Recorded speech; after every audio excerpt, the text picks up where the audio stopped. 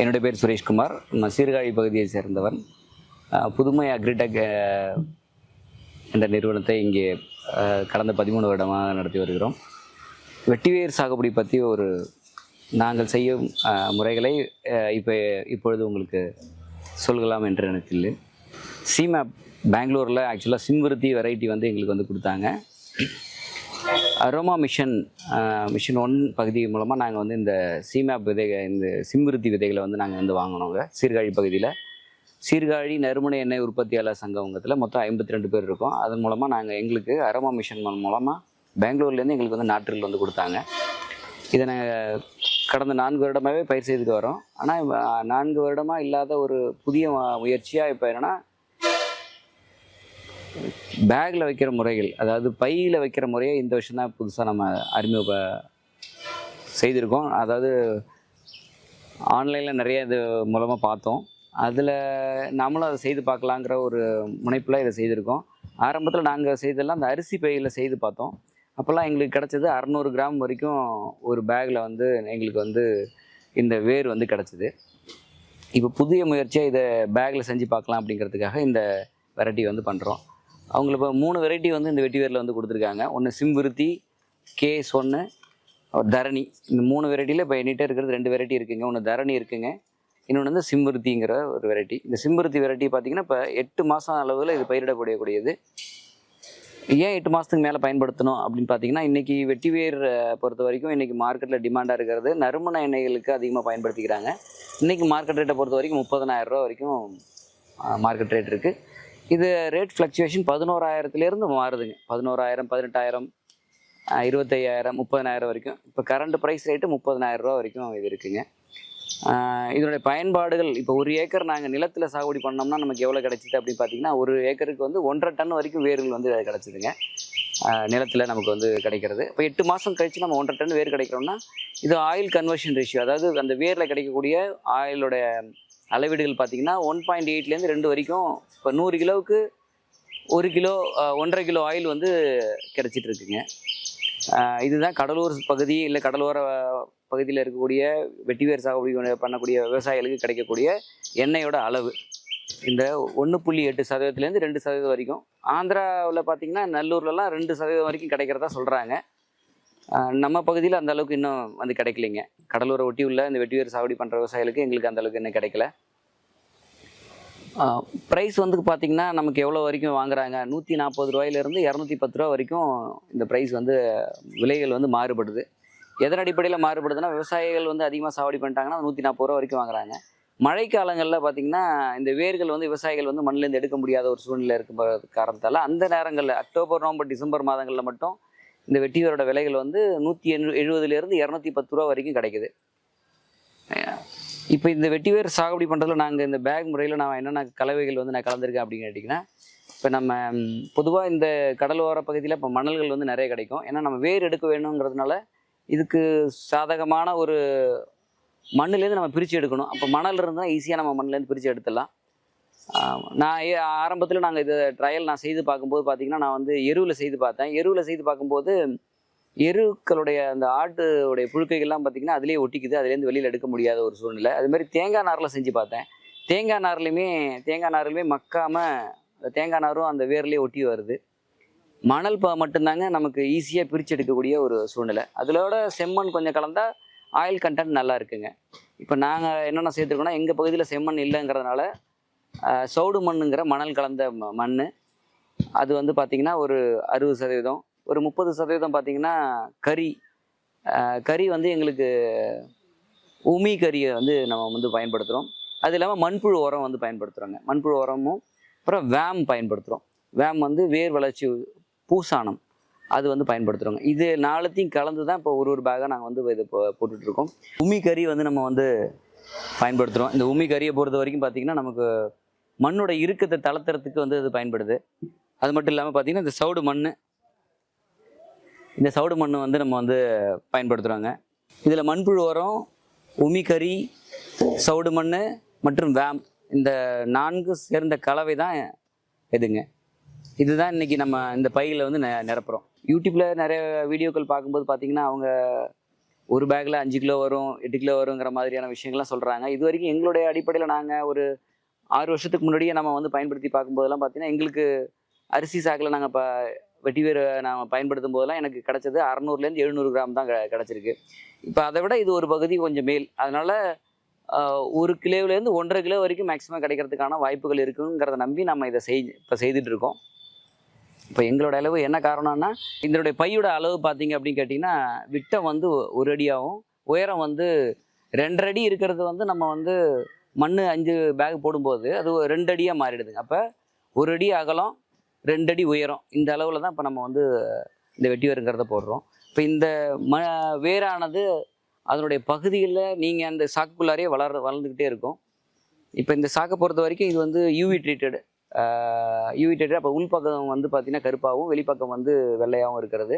150 micron உள்ள இந்த back வந்து பார்த்தீங்கன்னா மார்க்கெட்டில் வந்து 22 ரூபாயிலேருந்து 28, 25, 28 இந்த ரேஞ்சிலலாம் வந்து ஒரு பைங்கிற அளவு வந்து கிடைக்குதுங்க.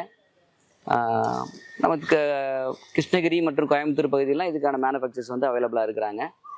அப்போ நாற்று வந்து பார்த்திங்கன்னா நாங்கள் இப்போ இதுக்கு பயன்படுத்துறது சிம்மிருத்தி வெரைட்டி, கொஞ்சம் ஆயில் கண்டென்ட் கூட உள்ளதுனால அப்போ நம்ம சிம்மிருத்தி வெரைட்டி நம்ம வந்து பயன்படுத்துகிறோம். பொதுவாக இன்றைக்கி மார்க்கெட் ரேட் நான் தான் சொன்னது வந்து 140 ரூபாயிலேருந்து 210 ரூபா வரைக்கும் இது மார்க்கெட் ரேட் போகுது. நம்ம ஆயிலாக மாற்றி பண்ணோம்னா நமக்கு வந்து விலைகள் வந்து இன்னும் கொஞ்சம் விவசாயிகளுக்கு லாபகரமாக வர்றதுக்கான வாய்ப்புகள் வந்து உள்ளதுங்க.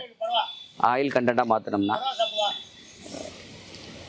வேர் நம்ம வர்றதுக்கு அபரிவிதமாக வர்றதுக்கு நாங்கள் வேறு என்ன பண்ணலாம் அப்படிங்கிற மாதிரியான எங்களுடைய யோசனை என்னன்னு கேட்டிங்கன்னா, ஒவ்வொரு மாதமும் 2 தடவை வந்து மேல் பூச்சா வந்து EM, அதாவது எஃபெக்டிவ் மைக்ரோ ஆர்கானிசம் இல்லைனா பழக்காடி இது பயன்படுத்துகிறதா ஏற்கனவே நாங்கள் பயன்படுத்திகிட்டு இருக்கோம். மேலும் வந்து புண்ணாக்கு கரைசல், கடலை புண்ணாக்கு, தயிர், வெல்லம் இது கலந்தது தான் நம்ம வந்து கொடுத்துட்ருக்கோம். இது தான் வேர் வளர்ச்சியை வந்து அபரிவிதமாக தூண்டக்கூடிய ஒரு விஷயமா நாங்கள் செயல்பாட்டில் எங்களுக்கு இருக்கிறது. இதை பொறுத்த வரைக்கும் பயிர் சாகுபடி முறைகளில் பார்த்திங்கன்னா இது ஆடு மாடு சாப்பிடும், ஆனால் நமக்கு பெரிய பாதிப்பை ஏற்படுத்தாது. முதல் 2 மாதங்கள் மட்டும் நீங்கள் வந்து அந்த செடியை மட்டும் பிடுங்காத அளவுக்கு நீங்கள் அந்த ஆடு மாடு சாப்பிடாமல் பார்த்துக்கிட்டா போதும். அதுக்கப்புறம்லாம் ஆடு மாடு சாப்பிட்டாலும் நமக்கு, ஏன்னா வேறு தான் நமக்கு தேவைப்படுங்கிறதுனால தழைகள் வந்து நமக்கு அந்த பிரச்சனைகள் இல்லை. இந்த தழைகளை வந்து நீங்கள் வீடு கூரைகளுக்கு பயன்படுத்தலாம். வீடு கூரைகளுக்கு ஆரம்பத்தில் விழலுங்கிற மாதிரி பயன்படுத்திட்டு இருந்தாங்க. அந்த மாதிரி இதை வந்து தழைகளை வந்து நீங்கள் பயன்படுத்த முடியும். வேரை பொறுத்த வரைக்கும் நம்ம எவ்வளோ சீக்கிரம் நம்ம எடுக்கிறோமோ, அதாவது 8 மாதம் கழித்து நம்ம எடுத்ததுக்கப்புறம் உடனடியாக அது வந்து ஒரு 5லேருந்து ஒரு 10 நாளைக்குள்ளார நம்ம ஆயிலுக்காகவோ இல்லை ஏதோ ஒரு எடுக்கிற மாதிரி இருந்தால் சேல் பண்ணிட்டோம்னா நல்லது, அதை விட்டுட்டோம்னா நல்லது. இல்லைன்னா என்ன ஆகும்னா நாட்கள் ஆக ஆக வேரோட எடை வந்து குறைஞ்சிக்கிட்டே இருக்கும். 7 மடங்கு வரைக்கும் எடை வந்து குறையும். அதனால் இப்போ நம்ம முடிந்த வரை கொஞ்சம் சீக்கிரமாக இந்த வேரை வந்து விற்கிறது வந்து நல்லது. கம்பெனி நிறைய பேர் இருக்காங்க, நிறைய பேர் வாங்கிக்கிறாங்க. இது எல்லாமே பயன்பாடுகள் பார்த்திங்கன்னா இந்த வெட்டி வேரை பொறுத்த வரைக்கும் அரோமேட்டிக், அதாவது ஃபார்மசூட்டிக்கல் கம்பெனிஸ் வந்து வாங்குறாங்க. அது மட்டும் இல்லாமல் இதனுடைய பயன்பாடு பொதுவாக ஆயில் கண்டென்ட்டு தான் நிறைய பேர் வாங்குறாங்க. அது இல்லாமல் மாலைகளுக்கு பயன்படுது. சாமிக்கு வந்து மாலை கட்டுறதுக்கு வந்து இதை பயன்படுத்திகிட்டு இருக்காங்க. மற்றது வந்து பார்த்திங்கன்னா ஆரம்பத்துலலாம் பாண்டிச்சேரியிலேருந்து ஃபேஷியல் மாஸ்க்குக்கெல்லாம் வந்து இந்த வெட்டி வேர் பயன்படுத்தினாங்க. அதுமாதிரி தண்ணியில் வந்து நம்ம வந்து இந்த வெட்டி வேரை முத நாளே வந்து நம்ம வந்து தண்ணியில் வந்து போட்டு வச்சு அந்த தண்ணியை குடித்தோம் அப்படின்னா உடல் வந்து குளிர்ச்சி அடையும். அதுக்காக இது பல மருத்துவ குணம். இது வந்து ஆன்டி பாக்டீரியல், ஆன்டி மைக்ரோபியல்னு சொல்லுவாங்க, ஆக்சுவலாக ஆன்டி வைரஸும் கூட. இதுக்கு இந்த மாதிரியான விஷயங்களுக்கெல்லாம் இந்த வெட்டி வேருங்கிறது வந்து பயன்படுது. மார்க்கெட்டை பொறுத்த வரைக்கும் இன்றைக்கி ஒரு ஹை டிமாண்ட். என்ன காரணம் இவ்வளோ டிமாண்டாக இருக்குது அப்படின்னு பார்த்தீங்கன்னா, மற்ற எசென்ஷியல் ஆயிலெலாம் பார்த்திங்கன்னா சிந்தட்டிக் வந்துச்சுங்க. இன்னும் வெட்டிவேர் ஆயிலில் வந்து இன்னும் சிந்தட்டிக் வரல. அதுதான் இதில் ஒரு முக்கியமான ஒரு உலகளாவிய ஒரு தேவைக்கான முக்கியமாக இருக்கக்கூடிய காரணம். இதில் இன்னும் ஒரு கெமிக்கல் இன்னொரு கெமிக்கலையும் சேர்த்து வச்சு இன்னும் ஆயில் வந்து இந்த வெட்டிவேருக்கு ஈக்குவலண்ட்டான ஆயில் இன்னும் கொண்டு வரல. பச்சோலி ஆயில் மற்றும் இந்த வெட்டிவேர் ஆயில் இந்த 2 ஆயிலுக்கு மட்டும்தாங்க இன்னும் சிந்தட்டிக் ஆயில் வரல. இப்போ நீங்கள் லெமன் கிராஸ் எடுத்திங்கன்னா சிந்தட்டிக் ஆயில் வந்திருக்கு. லெமன் சிட்ரனலில் பார்த்தீங்கன்னா சிந்தட்டிக் வந்துச்சுங்க. அதேமாதிரி ஜெரனில் பார்த்தீங்கன்னா சிந்தட்டிக் வந்துச்சுங்க. அப்போ சிந்தட்டிக் எதெல்லாம் இருக்குதோ அதெல்லாம் பார்த்தீங்கன்னா இப்போ லெமன் கிராஸ் இன்றைக்கி மார்க்கெட் ரேட்டு 1700 ரூபா, ஆனால் சிந்தட்டிக் ஆயில் 250 ரூபாயிலேருந்து 300 ரூபா வரைக்கும் கிடைக்குது. அப்போ சிந்தட்டிக் ஆயிலே வந்து ட்ரேடர்லாம் வாங்கிட்டு போயிடுவாங்க. அந்த ஒரு காரணத்துக்காக தான் இன்றைக்கி வெட்டிவேர் ஆயிலுக்கு வந்து உலகளாவிய டிமாண்ட் வந்து அதிகரிச்சுட்டே இருக்கிறதுக்கான காரணம் என்னன்னு கேட்டிங்கன்னா, சிந்தட்டிக் ஆயில் இன்னும் வெட்டிவேர் ஆயிலில் வரல. அது ஒரு முக்கியமான ஒரு காரணம். விவசாயிகள் இதை நம்ம சாகுபடி பண்ணோம்னா என்ன ஒரு விஷயம்னா, இப்போ நம்ம 1000 பேக் நான் இப்போ இந்த இடத்துல நான் இப்போ ஒரு 10 சென்ட் இடத்துக்குள்ளார நான் வந்து 1000 பேக்குங்கிறத நான் வந்து இப்போ நிர்வகிச்சிருக்கேன். 1 கிலோ வந்தால் கூட எனக்கு 1 டன் வந்துடுதுங்க. இப்போ நான் 1 ஏக்கர் சாகுபடி பண்ணால் தான் எனக்கு 1,50 டன்னு வேர் கிடைக்குங்க. அப்போ நான் 1,50 ஏக்கர் அளவுக்கு நான் வந்து நீர் பாசனம் செய்யணும். 1,50 ஏக்கர் அளவுக்கு வந்து நான் ஏதாவது ஒரு பழக்காடியோ இல்லை புண்ணாக்கு கரைசலோ தெளிக்கணும்னா 1,50 ஏக்கர் 1 ஏக்கருக்கு நான் வந்து அந்த புண்ணாக்கு கரைசல் தெளிக்கணும். அப்போ அந்த லேபர் அந்த ஆட்கள் கூலி வந்து எனக்கு குறையுது. நீர்ப்பாசனம் வந்து குறைக்கிறதுக்கான ஒரு வழிமுறைகள் இதில் இருக்குது. இன்னொன்று, குறைந்த பரப்பில் இருக்கிறதுனால என்னுடைய பார்வையிலே கண்காணிப்பிலே இது வந்து இருக்கிறதுக்கான ஒரு வாய்ப்பு இருக்குது. இது சம்மந்தமாக நான் வந்து சயின்டிஸ்ட்டு இல்லைனா ஒரு வெட்டியர் பாண்டியன் அவர்கிட்டலாம் பேசும்போது கூட பார்த்தீங்கன்னா, அவங்களாம் கூட ஆரம்பத்தில் இதை செய்து பார்த்துட்டு இல்லை இப்படி பேக் முறையில் செய்யும்போது ஆயில் கண்டென்ட் குறைவாக வர்றதை வந்து சொல்லியிருக்காங்க. அவங்கள்ட்டையும் நான் இதெல்லாம் கொஞ்சம் கலந்து ஆலோசிச்சிருக்கோம்.